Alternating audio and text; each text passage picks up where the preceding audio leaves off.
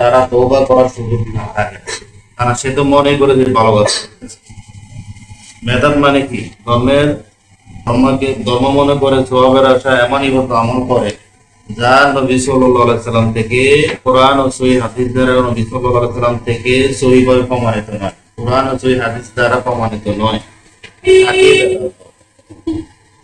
হ্যাঁ, নবী সাল্লাল্লাহু আলাইহি ওয়াসাল্লাম বলছেন, ওয়া ইয়াকুম ওয়া মুহদাসাতিল উমুর ফাইন্না কুল্লা মুহদাসাতিন বিদআ ওয়া কুল্লু বিদআতিন দালালা। প্রত্যেক দিনের ভিতরে নতুন সৃষ্টি হলো থেকে দূরে থাকবে, নতুন সৃষ্টি হলো বেদাত। নতুন দিনের ভিতরে নতুন সৃষ্টি করা থেকে বিরত থাকবে। নবী সাল্লাল্লাহু আলাইহি ওয়াসাল্লাম সুনানে আবু দাউদ এবং মিশকাত হাদিস, নবী সাল্লাল্লাহু আলাইহি ওয়াসাল্লাম বলছেন, ওয়া ইয়াকুম ওয়া মুহদাসাতিল উমুর ফাইন্না কুল্লা মুহদাসাতিন বিদআ ওয়া কুল্লু বিদআতিন দালালা ওয়া কুল্লু দালালাতিন ফিন্নার। শেষের অংশটা সুন্নাহ নাসাইতে রয়েছে।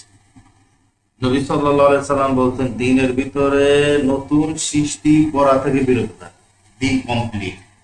আল ইয়াউমা আকমালতু লাকুম, আমি তোমাদের জন্য দিনকে কমপ্লিট করে দিয়েছি। দিনের ভিতরে নতুন কিছু সংযোজন করার প্রয়োজন নাই, ইসলামের ভিতরে নতুন কিছু ঢুকানোর প্রয়োজন নাই। ইসলাম কমপ্লিট, এখানে বাড়তি বা ঘাটতি করার কোনো সুযোগ নেই। এর জন্য নবী সাল্লাল্লাহু আলাইহি ওয়াসাল্লাম বলছেন, দিনের ভিতরে নতুন কিছু সৃষ্টি করা থেকে দূরে থাকো, কারণ নতুন কিছু সৃষ্টি করা মানে দিনের ভিতরে সেটা হলো বেদাত। সেটা কি? বেদাত। আর প্রত্যেকটা বেদাতের পরিণাম হলো গোমরাহ পথা। যারাই বেদাত করে, যারা দিনের ভিতরে নতুন কিছু সৃষ্টি করে, তারা পথা, তারা কখনো সঠিক পথে নেই, গোমরাহ তারা। আর প্রত্যেকটা গোমরাহ হলো পরিণাম হলো জাহান্নাম। প্রত্যেকটা গোমরাহের পরিণাম হলো জাহান্নাম। আম্মা আয়েশা রাদিয়াল্লাহু আনহা তিনি বলছেন, নবী সাল্লাল্লাহু আলাইহি ওয়াসাল্লাম বলছেন, মান আমিলা আমালান লাইসা আলাইহি আমরুনা ফাহুয়া রাদ। কেউ যদি এমন ইবাদত আমল করে যেটা নবী সাল্লাল্লাহু আলাইহি ওয়াসাল্লাম আদর্শের মধ্যে নেই, সেটা হলো প্রত্যাখ্যাত, সেটা আল্লাহ কখনো কবুল করবে না।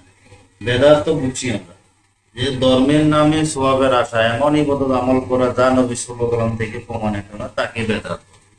দিনের ভিতরে এমন নতুন সৃষ্টি যেটা নবী সাল্লাল্লাহু আলাইহি ওয়াসাল্লাম জমানা ছিল না, সাহাবীদের জমানা ছিল না, তাবেঈনদের ছিল না, এরপরে তাবেঈনদের জমানা ছিল না, সেটা যদি মানুষ এখন করে, সেটা বেদাত, এটা হারাম।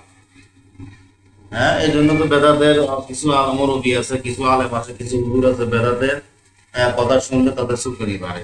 সেনাপ্রধান, বাংলাদেশের যে সেনাপ্রধান রয়েছে, হ্যাঁ, সে যখন বলছে যে বাংলাদেশে সঠিক ইসলাম না জানার কারণে বেদাত ছেয়ে গেছে, নামাজের মধ্যে বেদাত, দোয়ার মধ্যে বেদাত, তখন কিছু মুরব্বীর গায়ে লাগছে, গায়ে চুলকানি লাগছে। কারণ বেদাত সারাদিন মতো বেদাত করে আসছে, এখন বেদাতের নাম শুনে তাদের শরীর গরম হয়ে যায়, চুলকানি বেড়ে যায়।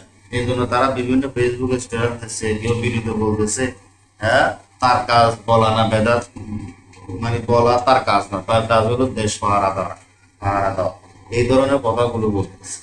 তারা মনে করে যে তারাই বলবে, আর সাধারণ মানুষগুলো বেদাতের কথা বলবে না, সঠিক ইসলামের কথার প্রচার করবে না। তারা ভুল ভ্রান্তি নিয়ে ছড়াচ্ছে, ইসলামকে বিকৃত করে দিচ্ছে।